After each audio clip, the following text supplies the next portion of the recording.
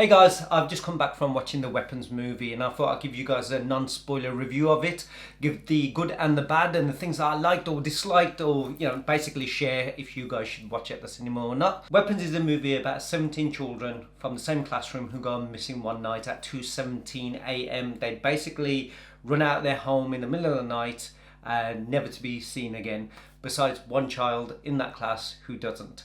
And it's more or less unraveling that story of where they've gone, why they've gone, what made them, just leave without saying anything, and all of them from, they're all from obviously the same classroom. What's happened? You've got a teacher that everyone sort of blames, played by Julia Garner. Is she responsible? Why from her class? You've got Josh Brolin, who plays a father who's obviously concerned, wants to know why, is this teacher involved?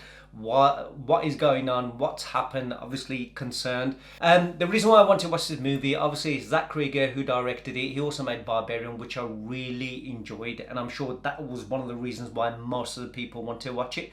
Obviously, if you've seen the trailer or you've heard the concept of it, that in itself sounds quite eerie and horrific. 17 children going missing in the middle of the night. The movie, I believe, is classed as a horror. People believe or state that it's a horror. It is 18 certificate here in the UK. But I would say, for me, it felt more like a thriller drama with some horrific moments here or there.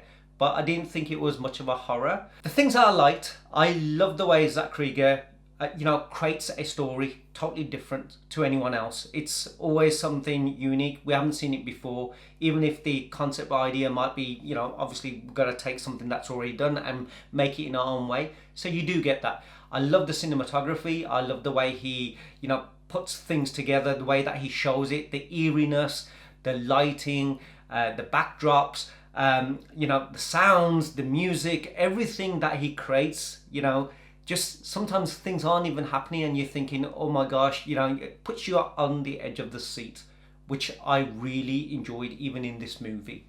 It's about 2 hours long, 2 hours 2 hours to 8 minutes long. The acting from all the characters I really enjoyed as well. I think they've done a great job. Julia Garner and Josh Brolin, fantastic. Even all the other actors that were in there, I liked every character and how they played their role. Regarding the pacing of the story, for me, it was slow. It was a slow burn. It sort of dragged for me. It felt like a bit of a Quentin Tarantino-esque, like when you're doing like this person's story, this person's story, this person's story. I think we had about 6 character story. So each time we're revisiting a story from a different person's perspective. Basically, they covered the same sort of thing in the same time frame, in the same day, interacting with each other. So you more or less knew the gist of the story, and he was getting retold. But there's so much conversation that was happening within the first hour. I don't think anyone more or less died in the first hour. I don't think there was anything horrific in the first hour. I want to know what's going on with these 17 kids. Where are they? Who's done it? What's going on? And it took basically about an hour or so for us lot, over an hour, for us lot to start just getting the idea of what became, like, for the actual sort of investigation. Up until then, it just felt like there was a lot of chatting, lots of filler story. So I think if you're a person who enjoys movies and likes to see things differently, then you're fine. But I think there's going to be some people will say that it dragged, and other people will say, you know what, I loved how it was. But for me, the ending was, there was moments where I went, wow, I liked either the blood and gore or certain scenes, certain shots, the eeriness kind of thing. But then there were certain things that I thought, you know what, that made me laugh. That was funny, that wasn't needed, that wasn't necessary. Was it really what he was trying to get to? I mean, there was even a moment near the end, without me giving anything away, it felt like a Benny Hill moment. I don't know if you guys ever watched Benny Hill back here in the UK.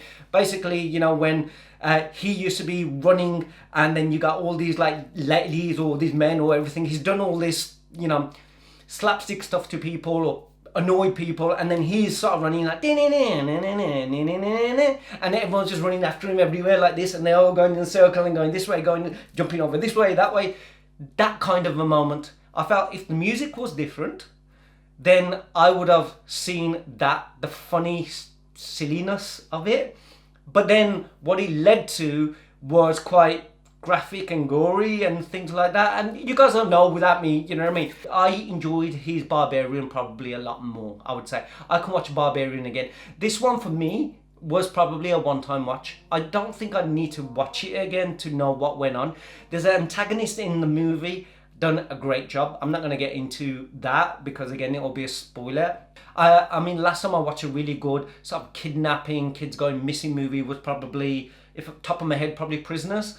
But I have to admit I probably enjoyed that more, even without the blood and the gore. I felt that that kept me on my toes a lot more. But this one, I'm not saying it wasn't great or wasn't, well, I'm saying it wasn't great. It could have been better, certainly from what I expected. So if I'm being nice, I would say, if I haven't done so already, I would give it a 3 out of 5. That pacing wasn't there, that slow burn, slow pacing, dragginess, whatever you want to call it, wasn't there.